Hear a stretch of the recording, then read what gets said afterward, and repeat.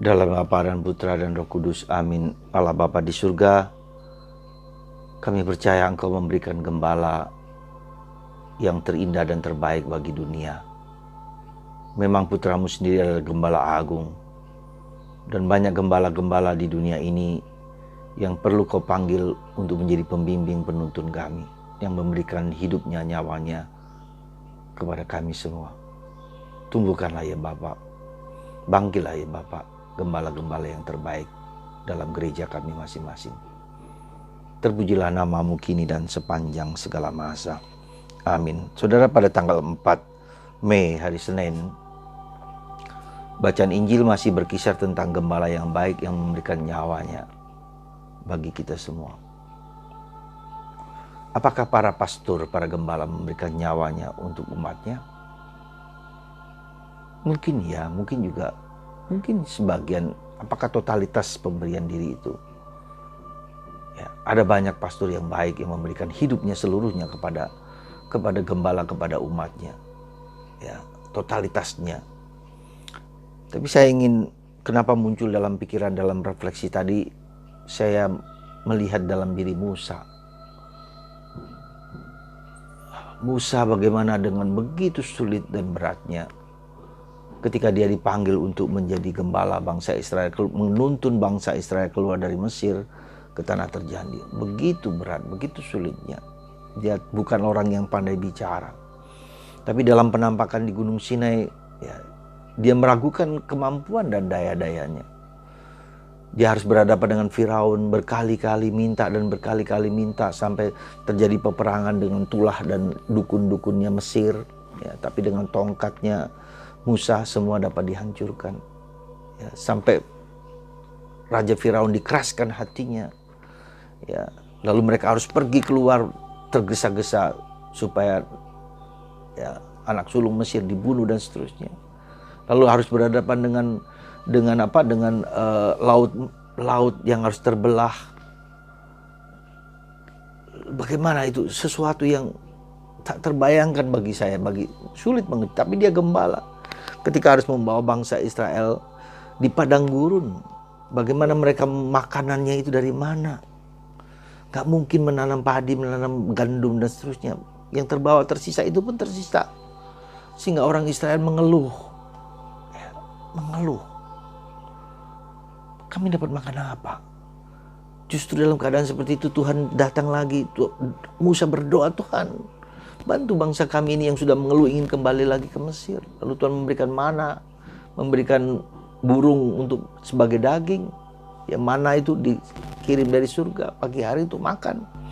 Mereka juga bosan dengan mana itu yang setiap hari makan seperti itu. Dalam perjalanan mereka juga butuh air. Dari mana mereka dapat air? Padang gurun, luar biasa. Ya.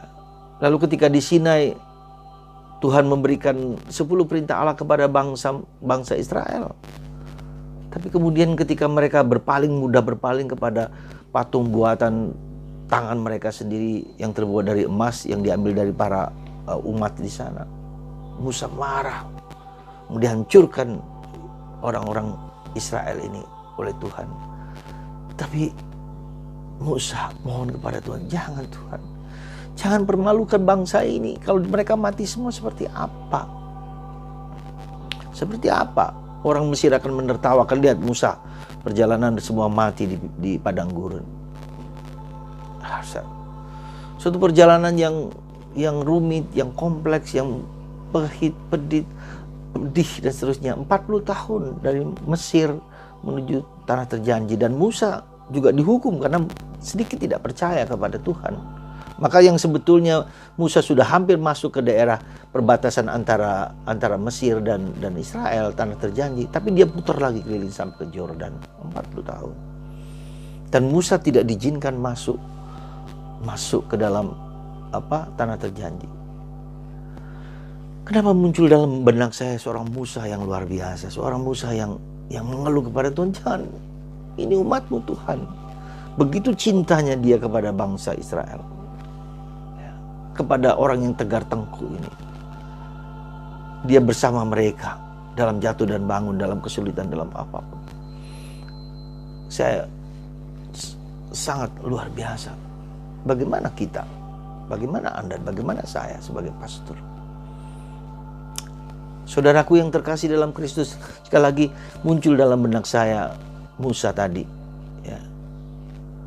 Dan Yesus juga seperti itu. Yesus juga sebetulnya mati untuk kita karena dia gembala yang sungguh care dengan kita. Bukan hanya gembala dalam arti fisik, makanan, minuman, hal-hal itu, bukan itu, tetapi dia menghancurkan sumber dosanya itu loh.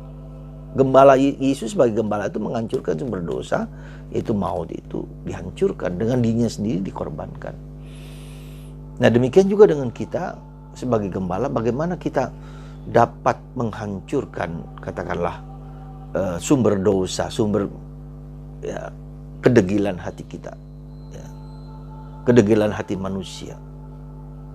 Kita dengarkan Tuhan untuk bicara kepada kita, untuk masuk ke dalam hati kita yang terdalam.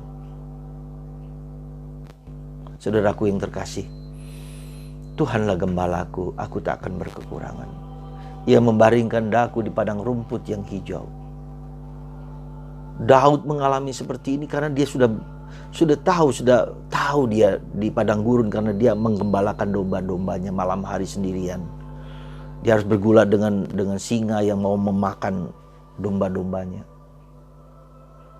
Ya. Dan dia tahu diselamatkan oleh Tuhan. Ya. Dia mengalahkan Goliat yang besar itu hanya dengan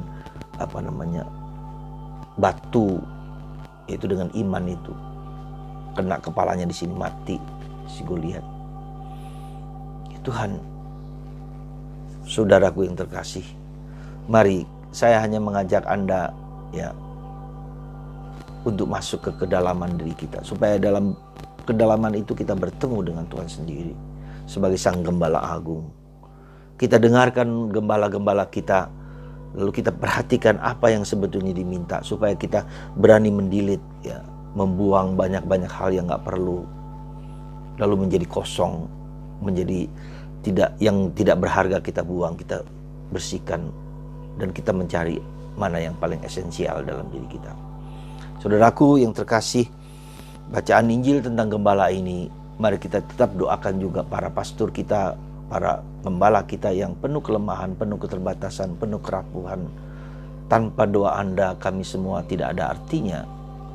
Ya, kami juga mendoakan Anda, tapi juga kalian mendoakan kami. Paling enggak satu kali Salam Maria atau satu kali Bapa kami untuk kami semua. Itu merupakan kekuatan yang tak terhingga yang boleh kami terima daripadamu, daripada Anda semua. Terima kasih para saudara. Semoga Tuhan memberkati Anda dan menguatkan Anda. Bersama-sama kita menghadapi bukannya musuh-musuh yang kelihatan, tapi musuh yang tidak kelihatan, yang tidak nampak, yang berkeliaran ke sana kemari, mengaum mencari mangsanya, seperti dikatakan oleh Santo Petrus dalam 1 Petrus di sana.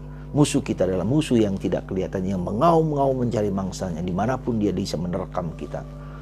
Ya, hanya dengan bersujud, menyembah Tuhan bersama-sama, menerima kekosongan, menerima keterbatasan kita, menerima kerapuhan kita, kita persembahkan kepada Tuhan. Semoga Anda dan saya, kita bersama-sama untuk sujud, untuk menyembah Tuhan, untuk memberikan diri kita kepada Tuhan dalam kekosongan dan keterbatasan. Jadilah gembala yang baik bagi diriku sendiri, bagi Anda di rumah, bagi siapa saja yang berada dalam kuasa saya, dalam kuasa kita masing-masing. Tuhan memberkati Anda dan menyembuhkan Anda, bagi Anda yang sakit, yang menderita. Semoga Roh Kudus menggerakkan Anda semua satu persatu dan disembuhkan dari segala macam penyakit lewat tangan hamba-Mu ini. Darah dan air yang telah memancar dari hati Kudus Yesus, sembuhkanlah Anda semua. Terima kasih Tuhan, dalam nama Bapa, Putra, dan Roh Kudus. Amin.